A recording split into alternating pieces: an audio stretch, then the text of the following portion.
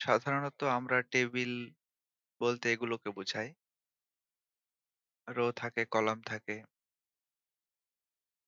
আমাদের Roblox এর ভেতরে টেবিল নিয়ে আজকে আমরা দেখব। ১ম এ আমরা একটা স্ক্রিপ্ট তৈরি করে নেই এখানে। স্ক্রিপ্ট একটা নাম দিয়ে দেই। Table script.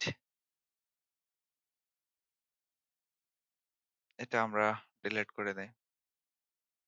দেখার সুবিধার্থে একটু বড় করে নিলাম। ১ম এ আমাদের টেবিল দিতে হলে সেটা ডিফাইন করতে হবে। যেমন লোকাল টেবিলের একটা নাম দিয়ে দেব। এটা হলো ভেরিয়েবল। 2nd ব্র্যাকেটের মাধ্যমে আমরা টেবিল ডিফাইন করে দেব। এখানে আমরা ভেতরে কমা চিহ্ন ব্যবহার করে এভাবে লিখব। প্রত্যেকটা কমা চিহ্ন একেকটা টেবিল নাম্বার নির্দেশনা করে। আর আমাদের এখানে মাই নেম ইজ জন। মাই হলো ১ নাম্বার, নেম হলো ২ নাম্বার, এভাবে।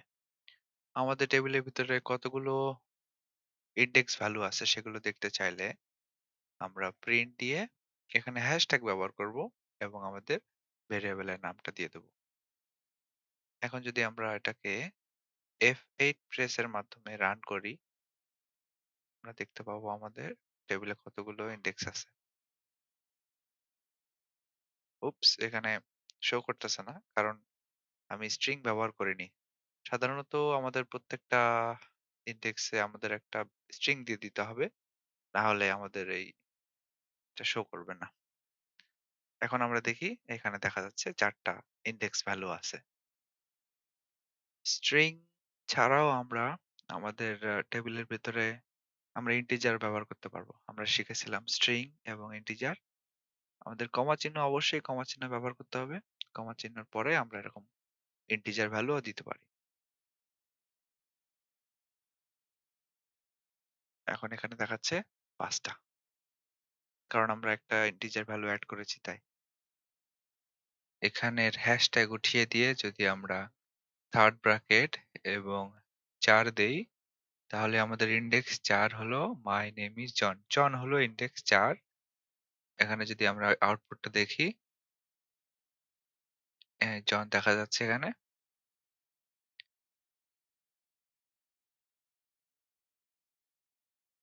কোনো কিছু এড করতে চাইলে আমরা এখানে সিম্পল ভাবে টেবিল ডট ইনসার্ট লিখে এখানে আমরা আমাদের ভেরিয়েবলের নামটা দিব।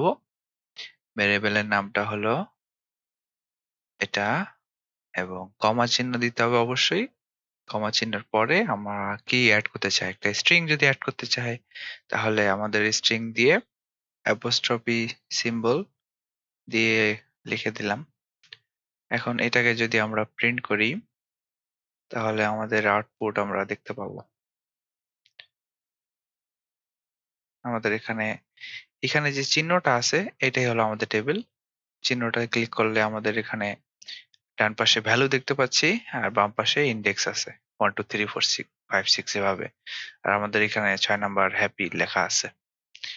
আর রিমুভ করার জন্য আমাদের এখানে টেবিল ডট রিমুভ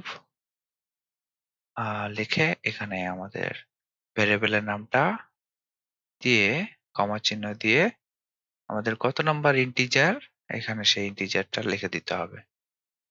আমাদের এখানে মাই নেম ইজ জন এবং নাম্বার টোটাল ৫ টা এবং হ্যাপি ৬ টা। তো এখানে যদি ৬ নাম্বার রিমুভ করতে চাই তাহলে ৬ লিখলাম। তাহলে আমাদের হ্যাপি এটা মুছে যাবে। আমরা প্রিন্ট কমান্ড ব্যবহার করে এটাকে দেখি। এখানে আমাদের যে লিস্ট আছে সেখানে কোনো সেই হ্যাপি লেখাটা এখন আর নেই। এখানে আমরা কন্ডিশন দিতে পারি। কন্ডিশন হলো ইফ টেবিলের ভেতরে কি খুঁজবো আমরা?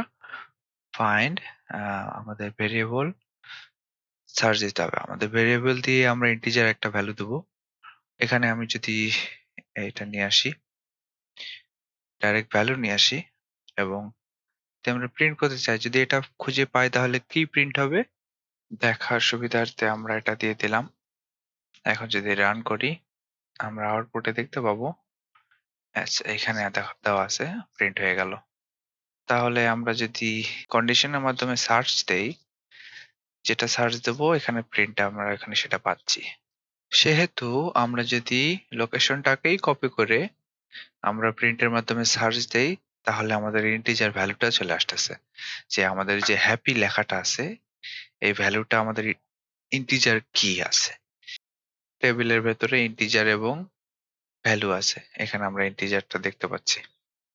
ইন্টিজারের মাধ্যমে আমরা কাজ করতে পারি। যদি আমরা এখানে একটা ভেরিয়েবল তৈরি করি, যেমন লোকাল দিয়ে একটা নাম, এর মাধ্যমে আমরা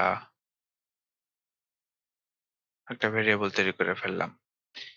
এখন এখানে যদি আমরা রিমুভ করতে চাই ৬ নম্বর ইন্টিজার যে লোকেশন ছিল, টেবিল ডট রিমুভ লিখে আমাদের এখানে ভেরিয়েবল দিয়ে দেবো। প্রথমে টেবিলের ভেরিয়েবল, তারপরে ইন্টিজারের ভেরিয়েবল দিয়ে দেওয়ার কারণে আমাদের এখন রিমুভ হয়ে যাবে। ওই লোকেশন খুঁজে নিয়ে ওইখানে যে স্ট্রিংটা ছিল ওই লেখাটা মুছে ফেলবে। প্রথমে টেবিলের ইনডেক্স ভ্যালু খুঁজে নিলাম। সেই ইনডেক্স ভ্যালুর লোকেশনটা আমরা একটা ভেরিয়েবল তৈরি করলাম। সেই লোকেশন দিয়ে আমরা একটা ভেরিয়েবল তৈরি করলাম এবং সেই ভেরিয়েবলের মাধ্যমেই আমরা সেই ইনডেক্সটা মুছে দিলাম, সেই লেখাটা।